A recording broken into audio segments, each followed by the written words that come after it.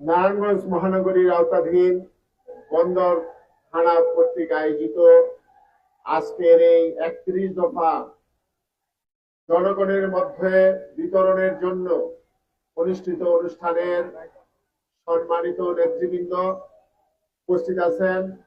নারায়ণগঞ্জ মহানগর বিএনপির সাবেক সভাপতি, সাবেক সাংসদ, কেন্দ্রীয় নির্বাহী কমিটির অন্যতম সদস্য অ্যাডভোকেট আলহাজ আবুল কালাম সাহেব, আমাদের মাঝে উপস্থিত নারায়ণগঞ্জ মহানগর বিএনপির বিপ্লবী সদস্য সচিব, কারা নির্যাতিত নেতা অ্যাডভোকেট আবু আলী সুখান টিপু, আমাদের মাঝে উপস্থিত আমাদের বড় ভাই এবং আমাদের বিশিষ্ট শিল্পপতি এবং বিএনপি নেতা জনাব আবু জাফর আহমেদ বাবুল ভাই, আমাদের মাঝে উপস্থিত নারায়ণগঞ্জ মহানগর বিএনপির যুগ্ম আহ্বায়ক, তারা নির্যাতিত নেতা আবু কাউসার আশা, উপস্থিত আছেন আমাদের বন্দর থানা বিএনপির সাধারণ সম্পাদক, আজকের অনুষ্ঠানের সঞ্চালক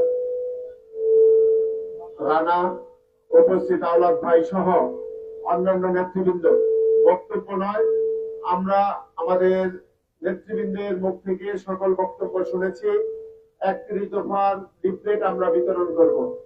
তবে আমি অন্য একটা প্রসঙ্গে বলি, সেটা হলো আপনারা জানেন যে এখানে যারা উপস্থিত হয়েছে সবাই গত 15 বছর এই আওয়ামী দুঃশাসনে নির্যাতিত নিপীড়িত, সবাই মাঠে থেকেছেন, জেল খেটেছেন, মামলা খেয়েছেন, নির্যাতিত নেতাকর্মী।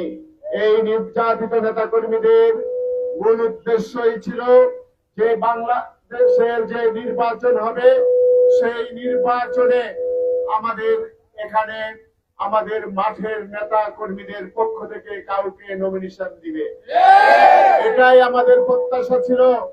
কিন্তু সেটা আমরা দেখতে না পাওয়ার কারণে আমরা কোনো বিশৃঙ্খলা সৃষ্টি করি নাই, আমরা কোনো জ্বালাপোড়া অন্যান্য স্থানের মতো আমরা কোনো কিছু করি নাই। আমরা নিয়মতান্ত্রিক পন্থা অবলম্বন করেছি। আমরা এটাকে রিভিউ করার জন্য আমরা কেন্দ্রীয় নেতৃত্ব তথা আমাদের নেতা তারেক রহমানের কাছে আমরা রিভিউ দরখাস্ত দিয়েছি। সেই দরখাস্ত দেওয়ার পরে আমাকে এবং আমার সদস্য সচিব জনাব আবু আলী সুখান টিপুকে ডেকে আমাদের সাথে মত বিনিময় করেছে আমাদের একজন একজন করে আমাদের নেতা তারেক রহমান। আমাদেরকে বলেছে দলের প্রতি আস্থা রাখতে এবং কেন্দ্রীয় নেতৃত্ব সকলের সাথে কথা বলে এই চূড়ান্ত সিদ্ধান্ত জানানো হবে। আমরা সেই দলের চূড়ান্ত সিদ্ধান্তের অপেক্ষায় আছি।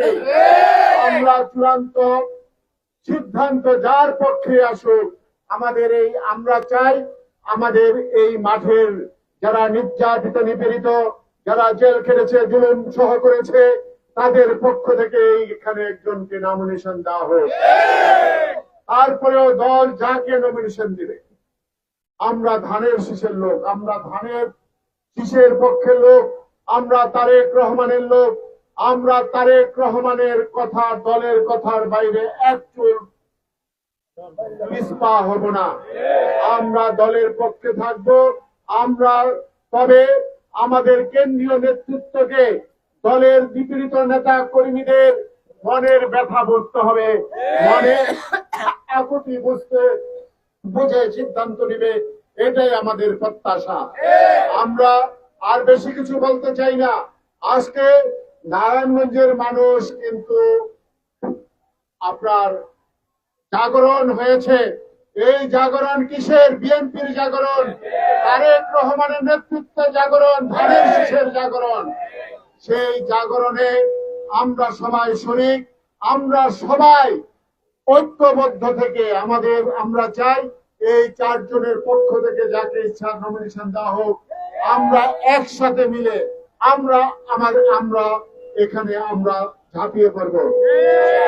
এই কথা বলে এবং সকলকে সুশৃঙ্খল ভাবে আজকের এই লিফলেট বিতরণে শরিক হওয়ার জন্য আহ্বান জানিয়ে আজকের অনুষ্ঠান